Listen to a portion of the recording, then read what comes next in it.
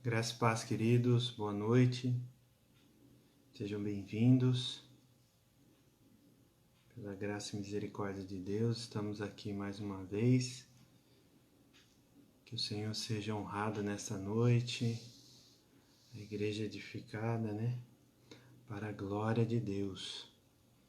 Essa noite a gente vai falar sobre o livro de Zacarias. O livro de Zacarias não é o pai de João Batista. Esse Zacarias é de outro tempo, que nós vamos ver aqui durante a aula. Graça e paz, Vanderleia, a Eliane e o Cláudio, sejam muito bem-vindos. Louvado seja Deus pelas suas vidas. Carol e o Júlio, glória a Deus, que bênção.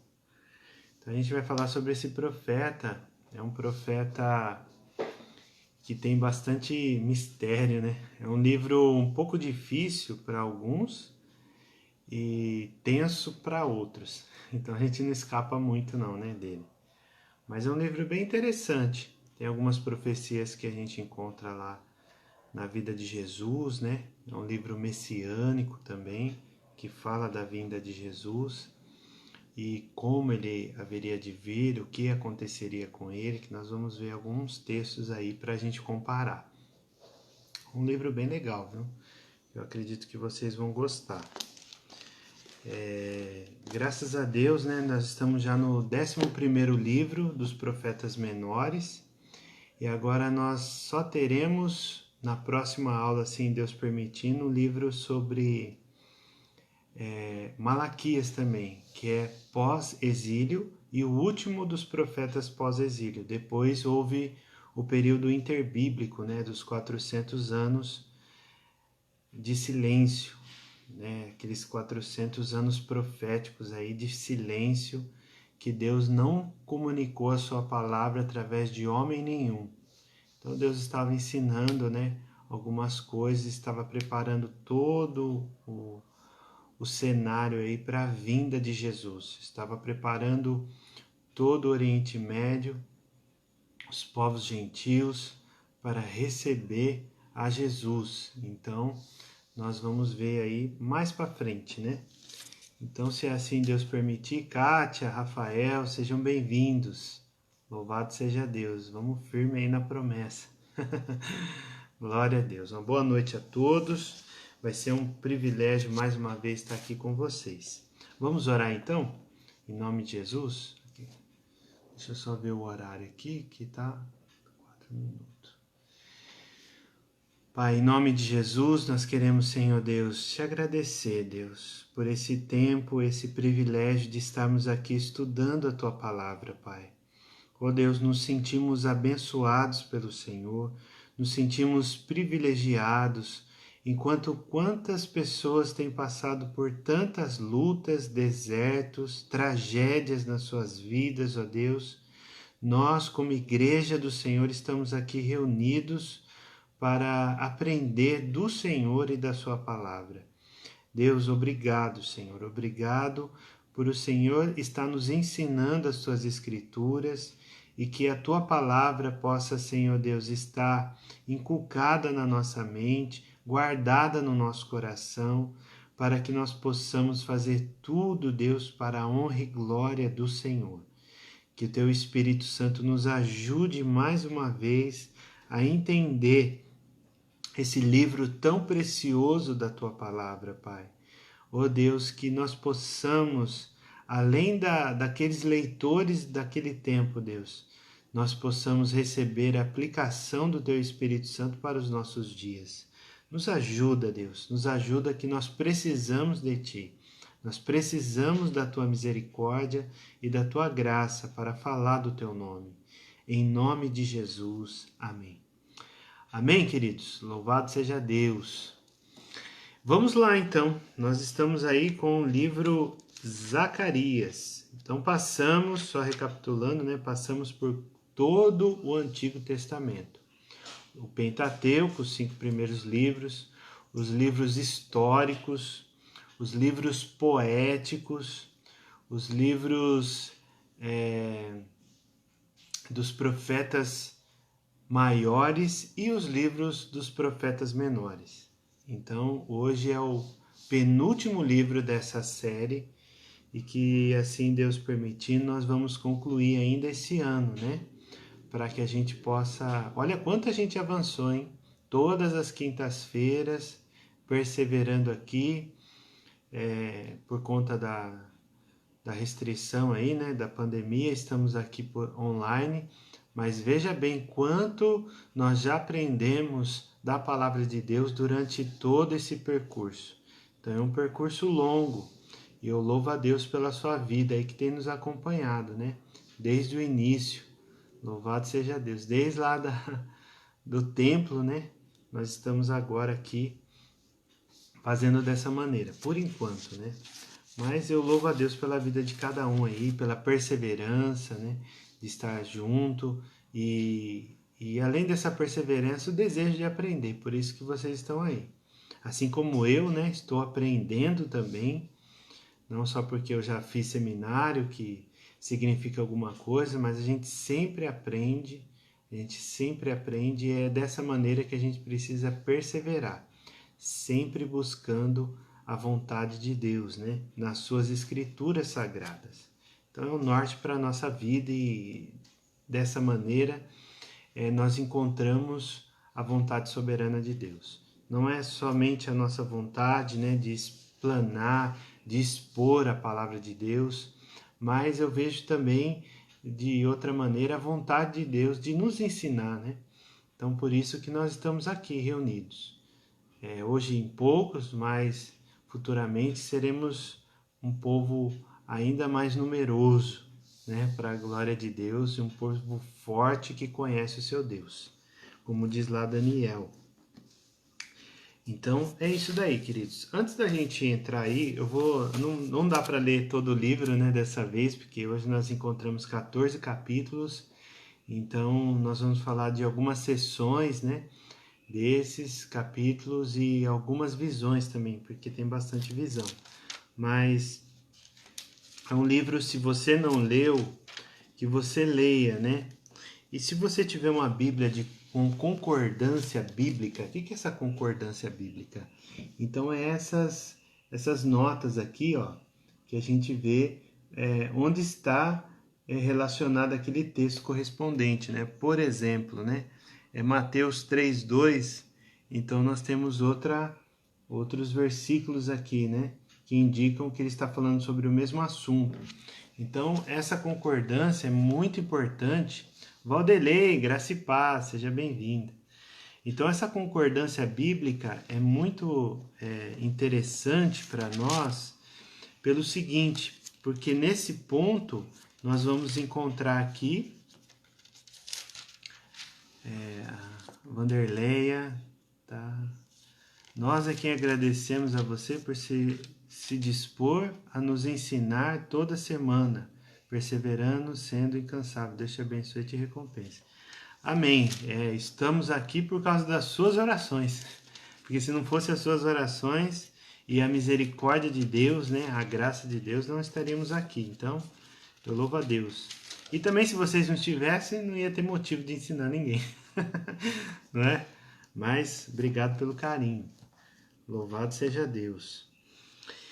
Então, queridos, como nós estávamos falando, é um profeta escatológico, né? Então, a concordância vai entrar nesse assunto aí que nós vamos passar para vocês. Então, é o profeta escatológico. Eu coloquei esse tema porque, sinceramente, eu fiquei com uma certa dificuldade aí de colocar um tema para essa mensagem.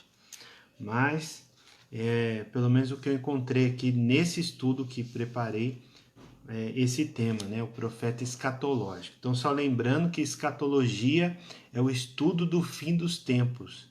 Então, para o profeta houve um período de visão, houve um período, né, que ele recebeu essa revelação, por isso que é um livro apocalíptico.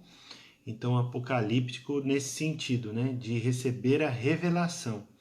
E também escatológico, que essa revelação não é para um tempo próximo, é um tempo mais adiante, né?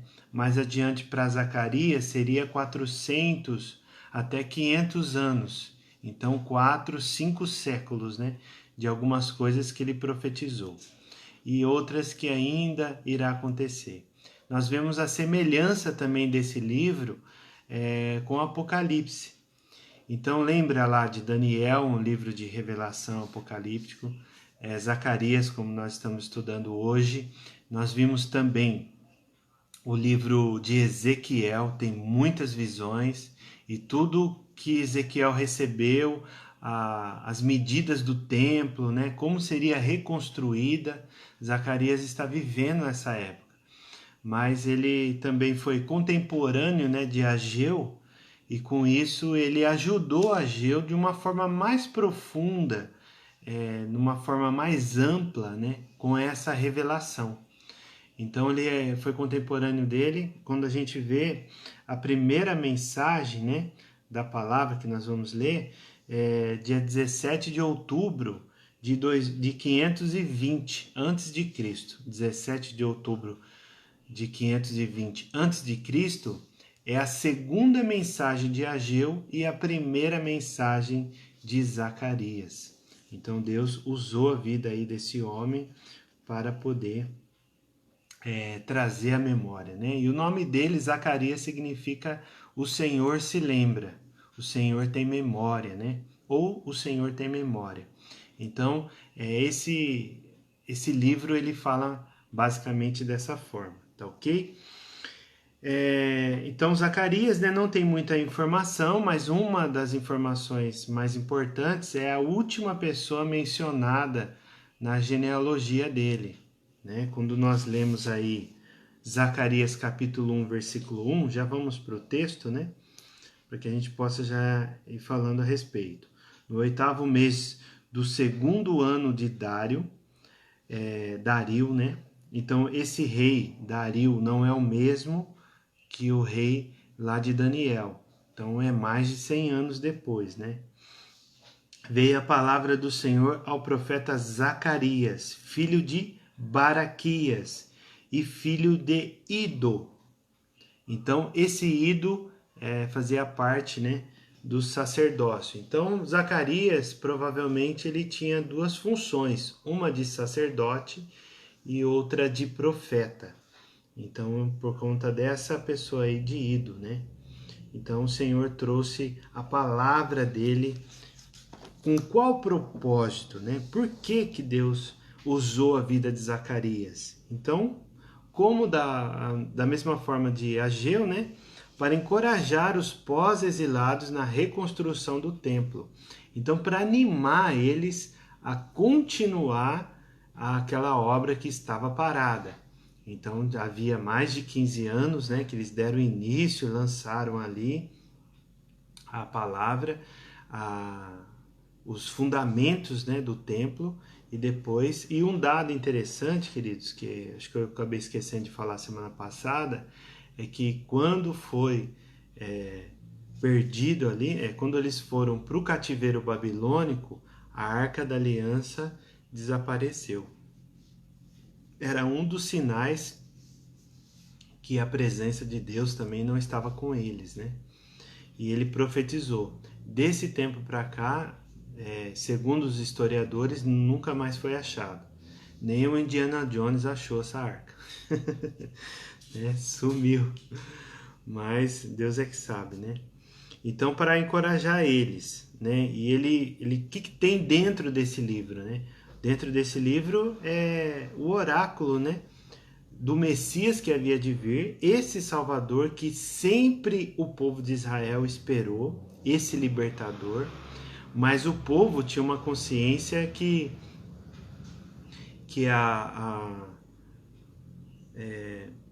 esse Salvador viria como um guerreiro, né? Como um rei, né? Mas um rei físico, um rei forte, poderoso, que ia destruir os outros reinos que eles estavam debaixo, né? Subjugados. Então, com isso, a gente vê essa situação aí que eles esperavam, né? E aí, só que esse rei era espiritual, servo sofredor, né? O Salvador, né, de Israel e de todo o mundo. Então tem esses oráculos, né, essa mensagem, né, do Messias, a respeito do Messias que havia de vir, e encorajar o povo à reconstrução. Então, durante esse período, como nós vimos aqui no capítulo 1, de versículo 1, foi no reinado do rei persa. Então, dentro desse reinado, o reinado persa, né, no início medo-persa, depois os persas, como um golpe de estado lá, tomaram posse de tudo.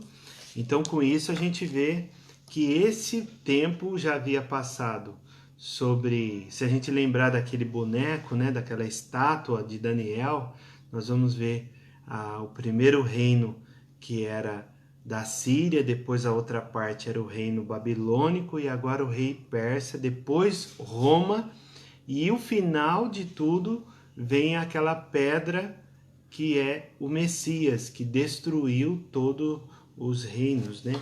E consequentemente Roma. Então, com isso a gente vê essa parte aí também do reino, que é importante dizer. Então, como eu havia dito, né, é um livro visionário, é um livro apocalíptico e é um livro escatológico. Então, visionário, que tem 8 visões dentro desse livro. Ele é apocalíptico, porque ele recebe essa revelação, esse oráculo de Deus, né, para o povo exilado, para dar esperança a eles, porque onde tem Jesus, né, nós encontramos esperança com tudo. E escatológico no sentido do estudo, né, das profecias do fim dos tempos, né? É o fim dos tempos. A divisão do livro, como a gente estava falando, a primeira parte se trata de 8 visões, né? Mas antes de entrar nessa parte, eu quero ler aqui para que a gente possa entender o contexto aqui desse livro, né? Zacarias capítulo 1, versículo 1 diz assim: no 8º mês do 2º ano de Dário, veio a palavra do Senhor ao profeta Zacarias, filho de Baraquias, filho de Ido, dizendo: O Senhor tem estado em extremo desgosto com vossos pais. Lembra lá em Ezequiel, quando nós estudamos, que tinha um ditado, se eu não estiver errado, no capítulo 16 ou 18, que diz que os nossos pais comeram uvas verdes e os nossos dentes ficaram manchados. Lembra desse ditado? Então, quando a gente lê esse versículo 2 aqui, nós lembramos disso, né? Porque o povo ele estava sendo justificando as suas ações por causa dos pecados dos seus pais. Só que Deus, já desde o cativeiro, durante o cativeiro, já estava exortando, né? Eles a se converterem, a buscar realmente ao Senhor e abandonar a idolatria. Então aqui nós consideramos esse primeiro ponto. O segundo é no versículo 3. Portanto, diz-lhe, assim diz o Senhor dos Exércitos: Tornai para mim, diz o Senhor dos Exércitos, e eu tornarei para vós, diz o Senhor dos Exércitos. Então, olha só que interessante que depois de tudo isso que passou, depois do cativeiro assírio, depois do cativeiro babilônico, eles já estavam em Judá novamente, né, por decreto do rei da época, que eles estavam lá. Só que, mesmo assim, eles não estavam de todo o coração. Eles estavam presentes com o objetivo de estar buscando a Deus e principalmente reconstruir o templo, porém, eles não haviam ainda se convertido ao Senhor. Por isso que Deus está falando aqui, né? Portanto, diz-lhes, assim diz o Senhor dos Exércitos, tornai para mim, diz o Senhor dos Exércitos, e eu tornarei para vós, diz o Senhor dos Exércitos. E não sejais como vossos pais, aos quais clamavam os primeiros profetas, dizendo, assim diz o Senhor dos Exércitos, convertei-vos agora dos vossos maus caminhos e das vossas más obras, mas não ouviram, nem me escutaram, diz o Senhor. Então, sempre os profetas chegavam para anunciar ali a vontade do Senhor, para converter o povo, para que o povo se arrependesse dos seus pecados, principalmente da idolatria, aqui a gente vai considerar que não existe idolatria nesse tempo aqui da reconstrução do templo, né? Porque foi esse o objetivo. Deus trouxe ali aqueles 70 anos de purificação para arrancar a idolatria. E isso foi feito, e isso aconteceu. Porém, existia outras coisas que por conta da necessidade física, né, para sua família, os recursos que eles precisavam para sobreviver, eles acabavam colocando isso como prioridade e não o templo, como nós vimos no livro passado, né? Então aqui Deus está advertindo eles para que eles não repitam o mesmo erro dos seus pais. Entende? Então esse é o segundo ponto. Aí prosseguimos. Vossos pais, onde estão eles? E os profetas, viverão eles para sempre? Então aquele pecado dos pais vão continuar? Né? E os profetas que anunciaram, eles vão viver para sempre para anunciar arrependimento a esse povo de coração rebelde? É claro que não. Né? Os pais, muitos deles já haviam morrido, né? nesse tempo aqui. Principalmente aqueles que foram já com uma idade considerável ou até uma idade avançada para o cativeiro já não voltaram. Aqueles que foram bem jovens, que conheciam o templo, quando eles voltaram, já bem de idade, eles lembravam. Mas não todos, né? Não todos. Teve muitos, inclusive Zacarias, ele nasceu na Babilônia, né? Ageu nasceu na Babilônia, né? Então tem outros profetas que nasceram lá e muitas outras pessoas, sem ser profetas, que nasceram na Babilônia. Olha só que interessante. Oh, Diego e família, louvado seja Deus, hein? Glória a Deus, João Pedro. Tamo junto aí. Então, é interessante entender essa parte aqui que nós vimos, né? Que eles foram para lá, para Babilônia. Depois, quando eles voltaram, eles nasceram lá na Babilônia. E olha só, é isso que eu estava querendo falar, né? Eu fui cumprimentar ali, eu acabei fugindo aqui. Eles nasceram lá, só que a cultura, o ensino religioso estava ali empregado na vida de cada pessoa. Então você vê que a terra, que era quase que uma idolatria do povo de Israel, né? Principalmente o templo, porque falou, não, ninguém vai mexer com a gente porque o templo do Senhor está em Judá. Só que não foi assim, né? Por causa do pecado do povo, Deus permitiu que a Babilônia vinha e Nabucodonosor destruiu a casa de Deus lá em Jerusalém, na cidade de Jerusalém, né, no território de Judá.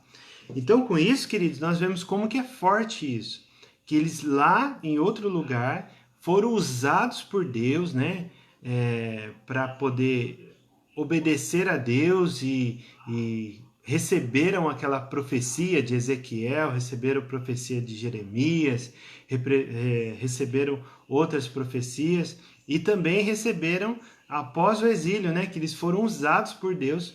Foi chamado Ageu, foi chamado Zacarias, né, e foi chamado Malaquias. Então, principalmente esses dois, né, Ageu e Zacarias, nasceram lá. Só que você vê que o território não foi tão importante nesse tempo, porque a cultura, Deus preservou tudo. Deus protegeu a família. Deus protegeu todo o povo de Israel, que hoje significa a igreja, né, nos nossos dias. Quem que é o povo de Israel? Hoje é a igreja, por causa do sacrifício de Jesus. Entende? Então, quando a gente fala do povo de Israel, nós vamos entender da igreja do Senhor. Ok? Contudo, versículo 6, as minhas palavras e os meus estatutos que eu mandei pelos profetas, meus servos, não alcançaram a vossos pais? Não alcançaram. E eles tornaram e disseram, assim como o Senhor dos Exércitos fez tensão de nos tratar segundo os nossos caminhos e segundo as nossas obras, assim ele nos tratou. Então Deus foi lá e tratou, ministrou no coração do povo para trazer uma purificação, né? Porque infelizmente a gente vê que as pessoas sem Deus, elas são perdidas, elas não sabem quando acontece alguma coisa. Por isso que a Bíblia é muito clara que nós devemos adorar a Deus e acima de todas as coisas, em primeiro lugar. Então imagina isso, Deus em primeiro lugar, a nossa família em segundo. Então, se acontecer alguma coisa, né? Imagina, o casamento, né? Eu ouvi essa semana de um pastor. O casamento, ele não é eterno. Ele é eterno até a pessoa morrer. Entende? Espero que eu e a Wanda a gente viva bastante, né? Assim Deus permitindo. Então, mas lá com 70 anos, 80 anos, 90 anos, não sei, né? Quando Deus permitir, e um de nós morrermos, nós vamos encerrar esse tempo. E esse casamento não vai ser para lá no céu, não vai ter casamento lá no céu. Quando nós estudarmos o livro de Mateus, nós vamos entender isso. Então isso me chamou a atenção pelos acontecimentos, né, que ocorreram aí durante essa semana aqui na cidade. Então a gente vê essa preocupação, o desequilíbrio total das pessoas, né, o enfraquecimento da aliança matrimonial. Então tudo isso vai desajustando. Por quê? Porque Deus não está em primeiro lugar. Entende? Tragédias, todas as pessoas, tanto crente como não crente, estão sujeitos a acontecer. Mas se não aconteceu ainda, é a misericórdia de Deus que está na nossa vida. Então nós vemos essa importância, né? Então nós temos que levar o evangelho a essas pessoas, levar esperança, essas boas notícias para que elas coloquem Deus em primeiro lugar, independente das tragédias que acontecem, né? Então nós vemos a Bíblia falando, né, sobre o luto do filho, o único filho, né? Na Bíblia, Zacarias também fala a respeito disso. O luto do único filho, ele significa o quê? Quando os profetas, o povo de Israel, principalmente influenciado pela cultura cananeia, oferecia os seus próprios filhos, principalmente o primogênito, né, para esse deus Baal, que era o deus da fertilidade. Nós já falamos isso lá no Pentateuco, né? Então eles falam a respeito desses deuses também, Ramon, né? E o outro lá que eu não me recordo agora. Então eles falam do quê? Do luto. Então é algo terrível, né? Como aconteceu essa semana. Então que a gente ore por essa família, né? Ore por essa mãe, porque, meu Jesus, não é fácil. Não é fácil isso que aconteceu. Só a graça de Deus mesmo, né? Então, queridos, esse é o primeiro ponto que eu quero trazer aqui para vocês. Aí a divisão do livro, nós temos 8 visões. Então nós vimos a primeira parte aqui, né? Do versículo 1 ao versículo 8, é uma introdução do livro para o que ele quer apresentar, né, para os seus leitores daquela época, e para nós, como um livro histórico, a gente entender a vontade de Deus e a gente também se livrar desses pecados aí, para não acontecer a mesma coisa com a gente. Não só porque nós estamos, olha, preste atenção nisso, isso é muito importante. A gente vai repetir isso, né? Não só porque Deus é amor, Deus deixou de ser um Deus irado. Deus é Deus irado também. Porque esse Deus irado do Antigo Testamento é o Deus de amor do Novo Testamento.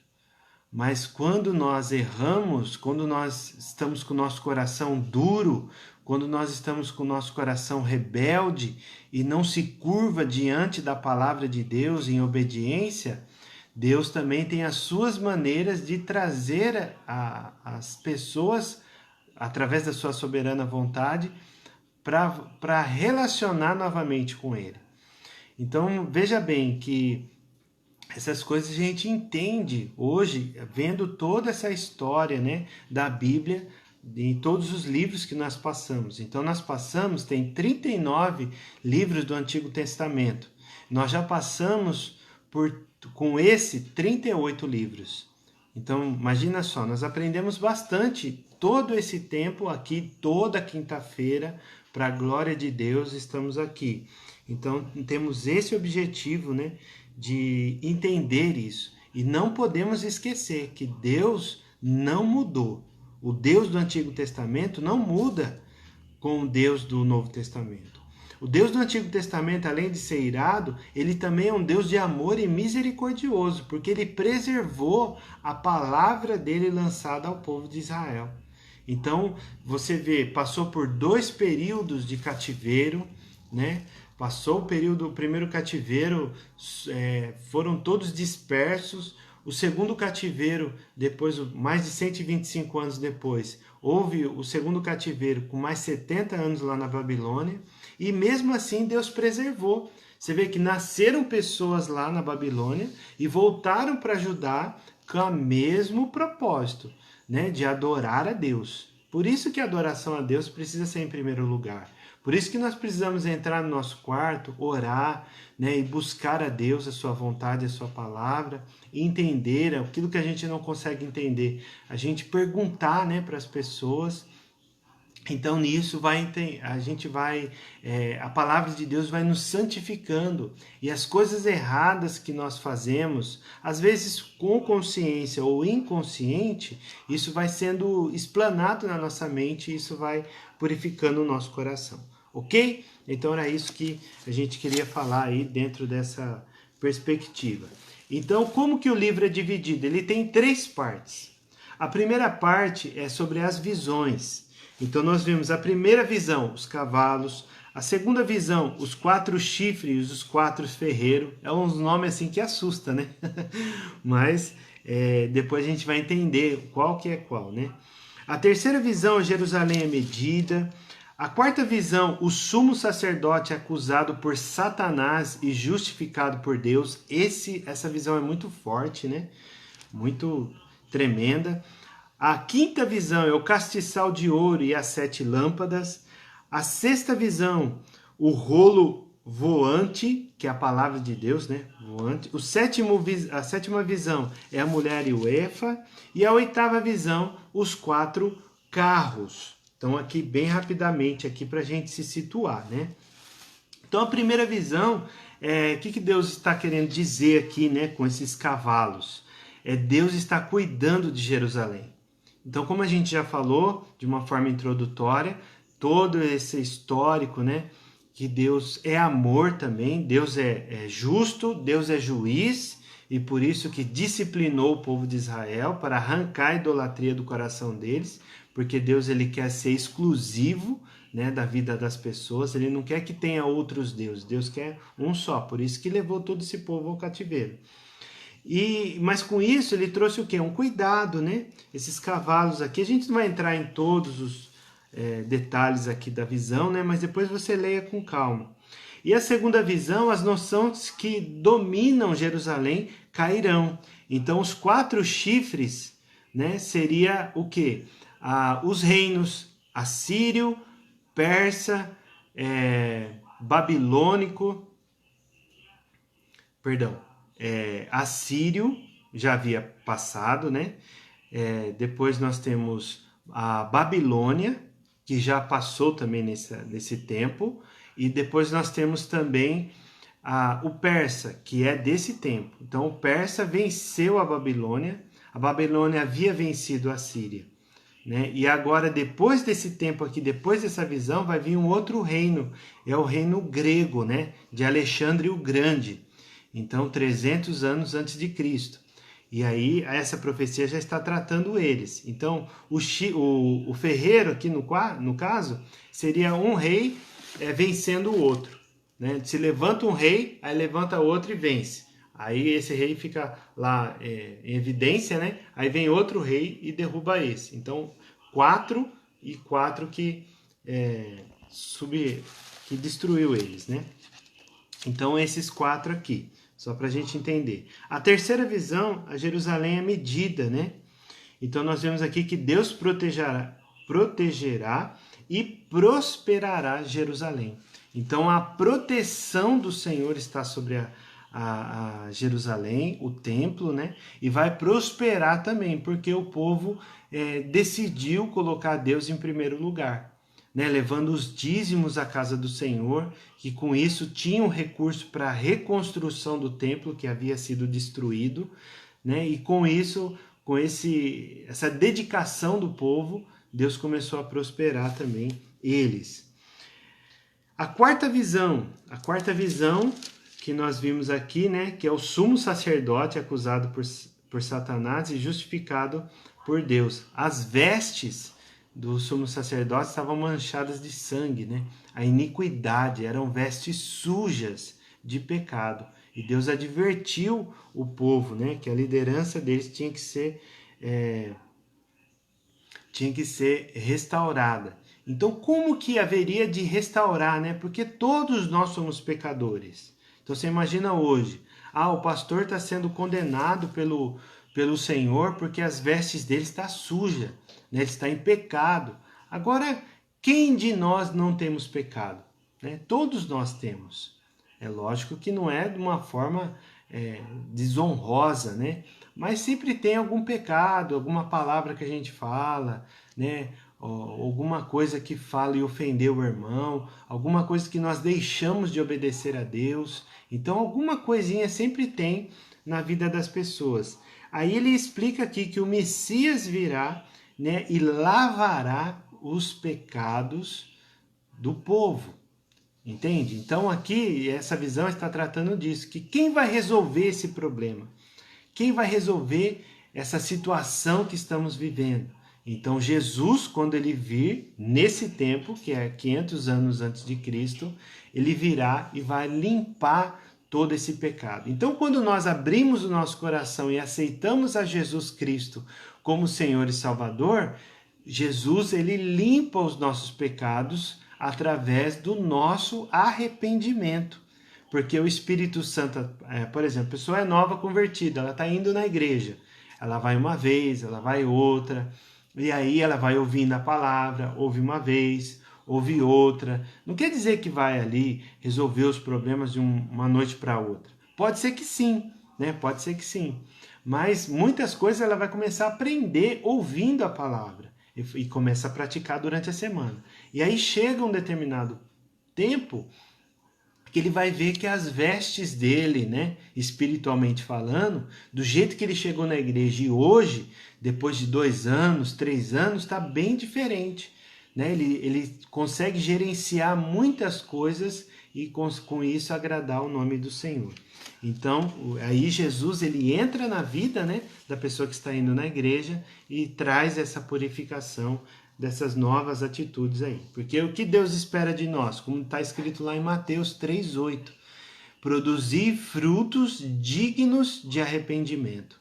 Produzir frutos dignos de arrependimento. Louvado seja Deus, né? A sexta visão, queridos, é o rolo voante, a palavra de Deus, né? Então Deus castigará os malfeitores. Então isso vem para trazer uma disciplina também em todas aquelas pessoas que se levantaram contra Israel.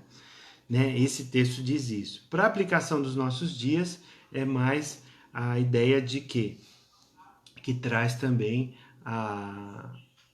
o levante do inimigo, né, contra a nossa vida está repreendido, porque o Senhor é que repreende Satanás. A gente não precisa entrar numa batalha, né, que não é nossa, mas o Senhor é que repreende. Então a segurança está sobre as nossas vidas através do Senhor. Se a gente sair da cobertura do Espírito Santo, sair da cobertura de Jesus, do sangue de Jesus, nós estamos vulneráveis. Mas se nós estamos debaixo, como igreja, como família, arraigados e alicerçados no amor de Jesus, então quer dizer o quê? Que não temos mais essa intervenção do maligno, né? Só se a gente der a brecha, né? Só se a gente, né, pecar aí e não se arrepender. Mas se pecar e se arrepender, ainda ele não te toca. Amém? E Deus purificará também a sétima visão, a mulher e o Efa, né?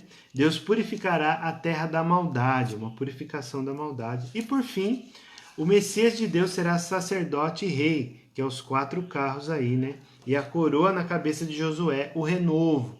Então isso aqui quer dizer essa primeira parte. Então as 8 visões, tem bastante visão, né?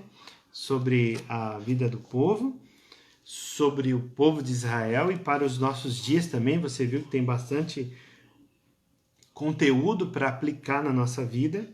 E a segunda parte do livro aí é a respeito do jejum, porque eles tinham 2 feriados lá que eles jejuavam, né, e celebravam a Deus para poder voltar à casa de Israel, para voltar para Judá. E aí, o que acontece? Eles já voltaram para Judá, já estão em Jerusalém, estão reconstruindo. E aí, eles devem continuar? Então Deus, ele fala aqui que não é só de uma forma que é para a gente jejuar, ficar sem comer ali, com pano de saco e cinza na cabeça. Não só isso, mas que a gente possa praticar o bem, fazer justiça, fazer o bem para as pessoas, para a viúva, para o órfão, para o aflito, ajudar essas pessoas. Então isso é melhor até do que ficar sem comer, entende? Porque esse texto, o capítulo 7 e 8 de Zacarias, nos faz lembrar de Isaías 58, que ele fala a mesma coisa, entende? É importante, né, o jejum, para que a gente possa se abster, ficar mais sensível, refletir mais nas coisas do Senhor, tá buscando a Deus, né? Então o jejum é importante, né? Mas só que por um período. Mas o que mais importante do jejum é fazer o bem, é ajudar a pessoa, mesmo a contragosto, né? Aquela pessoa que às vezes é difícil da gente lidar, mas a gente conseguir fazer o bem para ela, né? Ajudar de alguma maneira, né? Ela está indo embora do trabalho, dá uma carona para ela, né? Leva ela na rodoviária, faz alguma coisa, entende?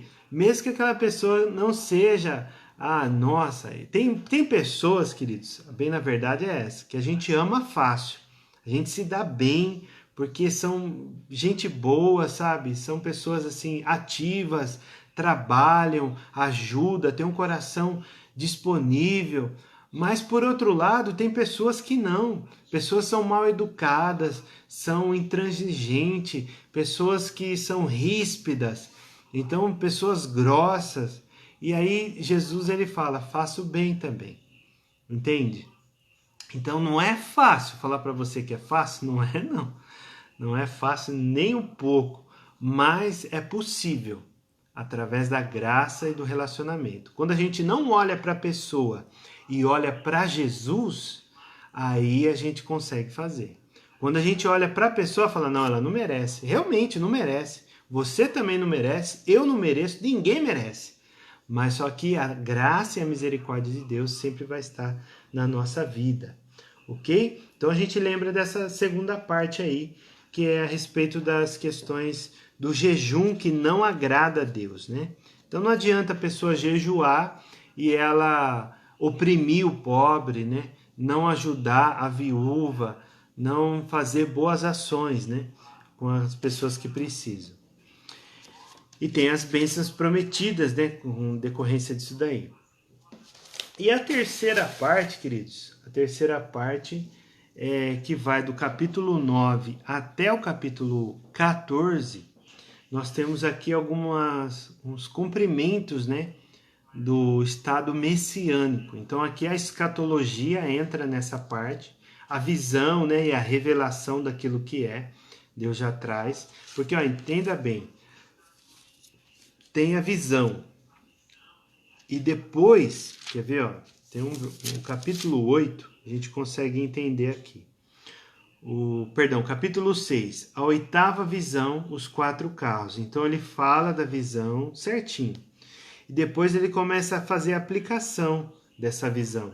Aí a gente entra aqui: a palavra do Senhor veio a mim, dizendo: recebe dos que foram levados cativos, de Eldai, de Tobias e de Gedaias, e vem naquele dia e entra na casa de Josias, filho de Sofonias, os quais vieram da Babilônia. Recebe, digo, prata e ouro, e faze coroas, põe na cabeça de Josué, filho de Josadaque, sumo sacerdote, e fala-lhes, dizendo: assim fala e diz o Senhor dos Exércitos: eis aqui o homem cujo nome é Renovo, ele brotará do seu lugar e edificará o templo do Senhor. Então está falando de quem? Está falando de um ato profético que eles estão fazendo aqui, né? De colocar a coroa, porque Deus pediu isso. O ato profético não é uma coisa que a gente inventa da cabeça ou a gente deseja fazer isso. Não, é uma revelação de Deus, entende? Vem a revelação de Deus. Então aqui a revelação está falando o quê? O que eles deveriam fazer. Ele mesmo edificará o templo do Senhor e levará glória, assentar-se-á e dominará no seu trono, e será sacerdote no seu trono, e conselho de paz haverá entre ambos. E essas coroas serão de Elém, de Tobias e de Jedaías e de En, filho de Sofonias, como um memorial no templo do Senhor. E aqueles que estão longe virão e edificarão no templo do Senhor. Então lembra que estava todo mundo disperso? Mariângela, Romildo, Graça e Paz, sejam bem-vindos. Então no versículo 15 aqui, você lembra que estavam todos dispersos? Né? O reino da Síria, né? Tinha levado o reino do norte cativo, então eles estavam todos dispersos. Da Babilônia também voltaram, mas não voltaram todos. Outros continuaram para o Egito, uns já haviam fugido para o Egito. E a comunidade judaica no Egito era bem grande. Então eles vinham do Egito, vinha do norte, vinha de Roma, vinha das regiões lá da Babilônia, vinha das regiões lá da Síria, né? Ao redor ali da Mesopotâmia, tinha judeu para todo lado. Só que aqui o versículo 15 está falando o quê? E aqueles que estão longe virão e edificarão no templo do Senhor, e vós sabereis que o Senhor dos Exércitos me tem enviado a vós, e isso acontecerá se ouvirdes muito atento a voz do Senhor vosso Deus. Entendeu? Então aqui já entra a revelação, né? A aplicação aqui da mensagem, né? Então, voltando aqui, queridos, para o capítulo 9, né? Nós vamos ver alguns textos, só para a gente finalizar aqui, alguns textos que vai falar da vinda do Messias e as coisas pertinentes que aconteceram lá. 2 textos só para a gente, por causa do tempo. Então, Zacarias capítulo 9, versículo 9. O que diz aí na sua Bíblia? Alegra-te muito, ó filha de Sião. Está falando do povo. Exulta, ó filha de Jerusalém. Eis que o teu rei virá a ti, justo e salvador, pobre e montado sobre um jumento, sobre um asninho, filho de jumenta. Asninho seria jumentinho, né? Em outra tradução deve estar assim. E destruirei os carros de Efraim e tal. Então agora no versículo 9, ó, vamos ler de novo. Alegra-te muito, ó filha de Sião. Exulta, ó filha de Jerusalém. Eis que o teu rei virá a ti, justo e salvador, vírgula, pobre e montado sobre um jumento, sobre um asninho, filho de jumenta. Então quer dizer o quê? A forma mais humilde que um rei poderia ser recebido foi dessa maneira que Jesus foi recebido. Agora você imagina, é lógico que Jesus era onisciente também, ele sabia, onipresente, né? Um dos atributos de Jesus, a divindade de Jesus na terra, porque ele sabia onde estava o jumento, quando mandou os discípulos, né? Como nós lemos lá em Marcos capítulo 11, ele sabia onde estava o jumento, ele falou para os discípulos irem até aquela aldeia respectiva, pedirem, porque os donos, é lógico que não é deixar levar o animal, só que ele não roubou, ele não se apropriou do animal, ele só tomou emprestado, porque ele fala que depois devolveu, entende? Então ele devolveu. Então com isso, depois dessa devolução, né? Agora aí a gente pensa, por que Jesus fez isso? Por que Jesus fez isso? Para quê? Para que o povo tivesse essa consciência que aquela profecia que nós estamos lendo aqui agora, de Zacarias 9:9, havia se cumprido naquele dia. Entende? Por isso que o povo celebrava a entrada dele.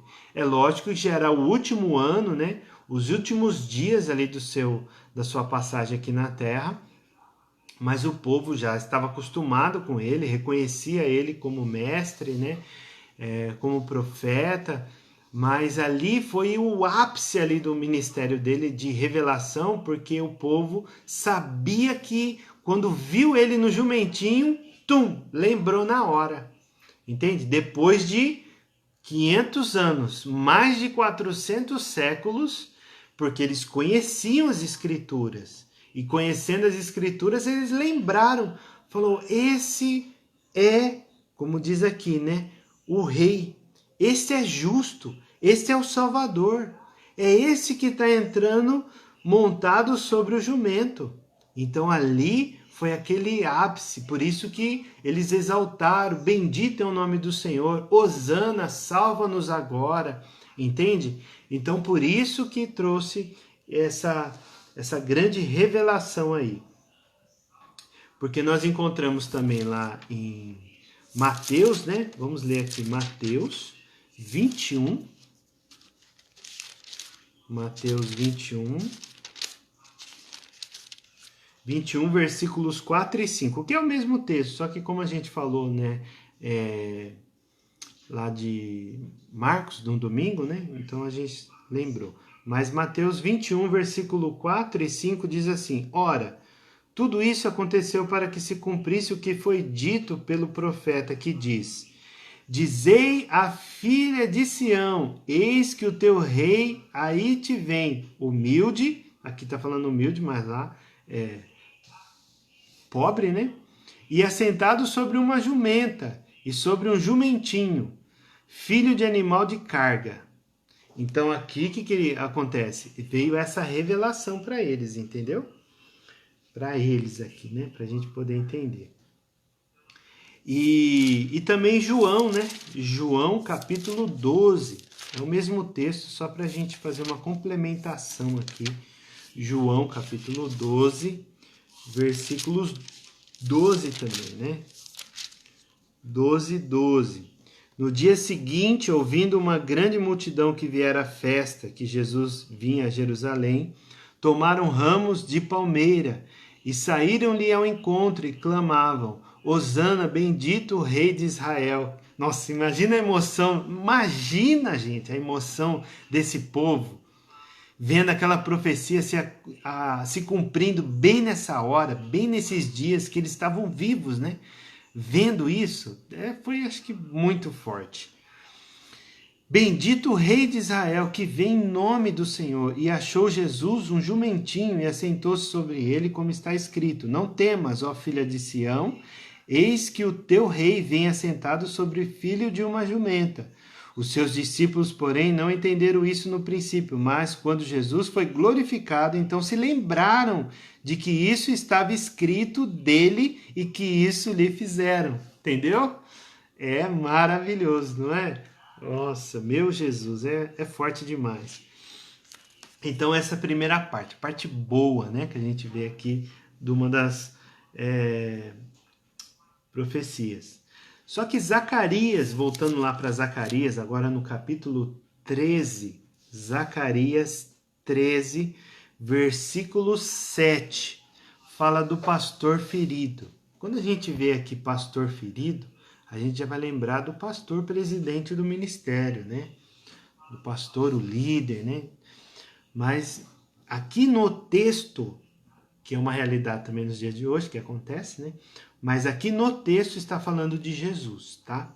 Primeira coisa, para os leitores entenderem a respeito da escatologia que estava por acontecer.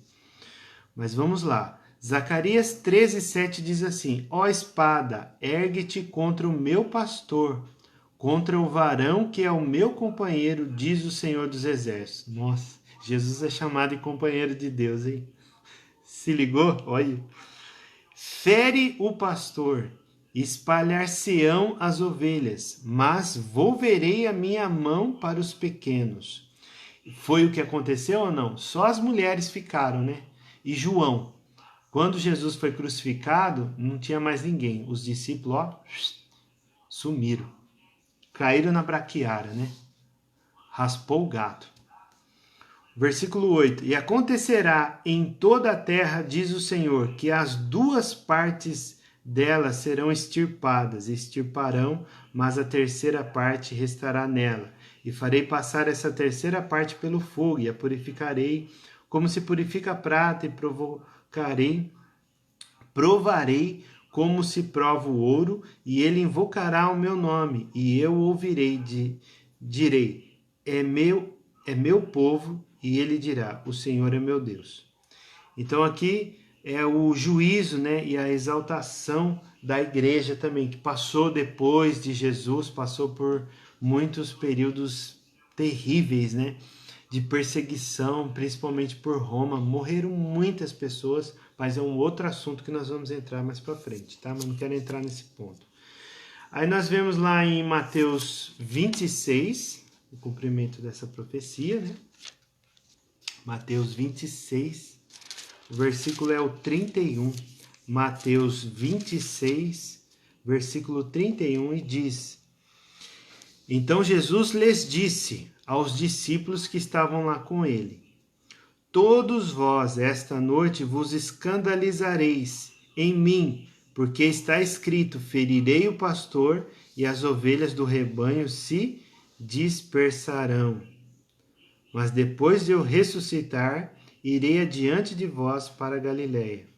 Então aqui está escrito também, né, que o pastor será ferido e as ovelhas serão dispersas. Valdeli, as mulheres sempre corajosas. E as mulheres que foram lá embalsamar, né, preparar, porque não havia tempo para embalsamar o corpo. Então por isso que as mulheres foram para lá, logo quando amanheceu o dia, né, no domingo de manhã, porque já havia passado o dia sagrado, né, o sábado.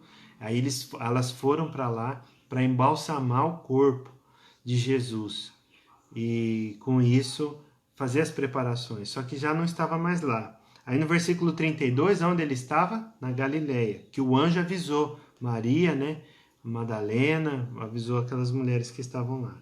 E Pedro depois foi correndo lá. Mas depois eu ressuscitar, depois de eu ressuscitar, disse Jesus, né, irei adiante de vós para a Galiléia.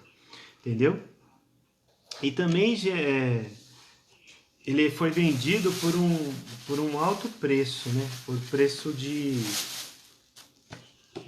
de moeda, né, que a gente vê também aqui, ó. Só para a gente sintonizar aqui. Causas dos amigos, foram feridos, furos do seu corpo. Tem outras também, né? Seria vendido por um preço de um escravo, né? Então, lá em Zacarias, vamos ver lá. A gente já está terminando, viu, queridos? Aguenta firme aí. Zacarias, capítulo 11. Zacarias 11. Esse texto aqui que eu queria...